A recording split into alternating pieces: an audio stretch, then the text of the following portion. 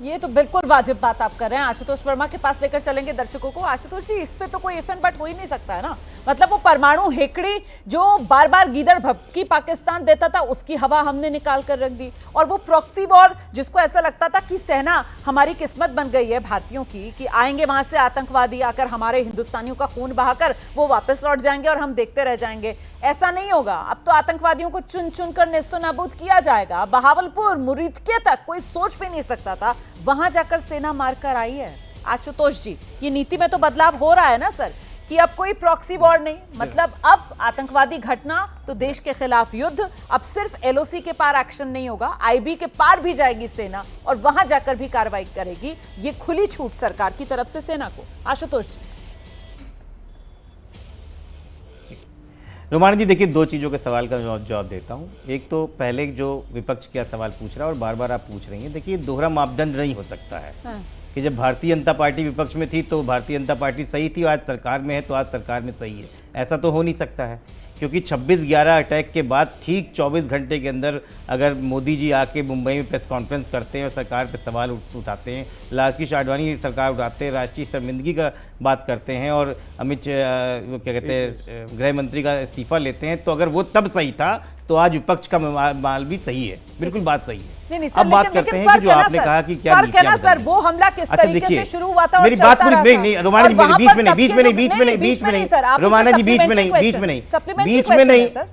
नहीं, आप काउंटर बाद में कर लीजिएगा, मेरी बात आप तोड़ देंगे। आप मेरी बात को काट रही है ना रोमाना जी। नहीं, भाजपा के प्रवक्ता की बात आप काटती नहीं है। कपड़े बदले जा रहे थे सर, और तब देश के अंदर कितने बम फट रहे थे सर, कितने ऐसे मामले सामने आ रहे थे। मतलब वो तो एक निरंतरता सी हो गई थी ना, एक रूटीन सा हो गया था, और वो कल्मिनेशन एक तरीके से 26/11 में देखने के लिए मिला। तो उन हालात का कंपैरिजन किया जा सकता है क्या? मैं आपसे ही पूछ रही हूँ। तो रोमाना जी, अगर आप अनइंटरप्टेड बोलने देंगी, भाजपा के प्रवक्ता जैसे बोलता है तो मैं अपना जवाब दूंगा। अगर आप विपक्ष के खाली प्रवक्ताओं को इंटरप्ट करेंगी और बीच में क्रॉस क्वेश्चन करेंगी तो मुश्किल है। प्रदीप जी प्लीज, ठीक है, प्लीज प्रदीप जी, प्लीज। मैंने उनको भी रोका था, मैंने अभी को रोक दिया था। प्रदीप जी शांत रहिए, मुझसे कह रहे हैं, वो मुझसे कह रहे हैं, कोई बात नहीं, प्लीज आप लोग आपस में मत बोलिए। आइए आशुतोष जी, प्लीज जवाब दीजिए। हाँ, आप शांत रहिए, आप क्यों बोल रहे हैं? जी जी, आइए आशुतोष जी, जवाब दीजिए। अब देखिए, आपके माध्यम से पूरे देश, मैं आ रहा हूँ, आपके माध्यम से पूरे देश को पता है इस देश में सबसे ज़्यादा कपड़े पहनने वाला व्यक्ति कौन है। तो इस पे सवाल तो ना किया जाए, क्योंकि वो जग ठिठोली का बात बन जाएगी। अब मैं बात करता हूँ भारतीय जनता पार्टी और आतंकवाद की बात। अक्षरधाम हमला भी होता है, कंधार हाईजैक भी इनके हाथ में होता है, संसद में भी हमला भी होता है, पुलवामा भी होता है, उरी होता है, पठानकोट होता है, पहलगाम होता है। पुलवामा में राजनाथ सिंह से इस्तीफा मांगा गया, क्या दिया था इन्होंने? नहीं दिया था। संसद पे हमला हुआ, लालकृष्ण आडवाणी दिया था? नहीं दिया था। तो आज पहलगाम में अमित शाह कैसे दे देंगे? ये तो अपनी परिपाटी वाले हैं, कुर्सी से चिपक गए हैं, तो जब तक धक्का मार के ना हटाओ या जनता ना हटाओ, ये नहीं हटने वाले। हम जानते हैं ये नहीं कर पाएंगे, क्योंकि इनके अंदर ये चीज़ें हैं। और उसके बाद हम थोड़ी जाते हैं बिरयानी को खाने के लिए, पाकिस्तान के वहाँ ये चादर चढ़ाने भी जाते हैं, पाकिस्तान के वहाँ शॉल पहनाने भी जाते हैं। और आज रोमाना जी, एक बड़ा सवाल है diplomatic, BRICS, SCO, Quad, non alignment movement, SAARC, IORA, ASEAN, Commonwealth, WTO, Asian development, CDRI, nuclear supplier groups, missile technology cultural, इतने देशों में भारत का अपना साथ में कमेटी में है। किसी एक देश ने पाकिस्तान का नाम नहीं लिया। आतंकवाद के खिलाफ सब है, ये सब बोलते रहे, किसी एक देश ने नहीं कहा कि ये गलत है। और मुझे लगता है ये डिप्लोमेटिक फेलियर है। मुझे लगता है ये डिप्लोमेटिक फेलियर है। भारतीय जनता पार्टी को इसको मानना चाहिए और तुरंत का तुरंत अपने विदेश मंत्री और गृह मंत्री से इस्तीफा लेके देश को दिखाना चाहिए कि हम जवाबदेही को तैयार हैं। फेल हो गई सरकार, वो कह रहे हैं कोई देश दुनिया का साथ में नहीं आ रहा। रोमाना जी, मैं इनको ओपन चैलेंज कर रहा हूं।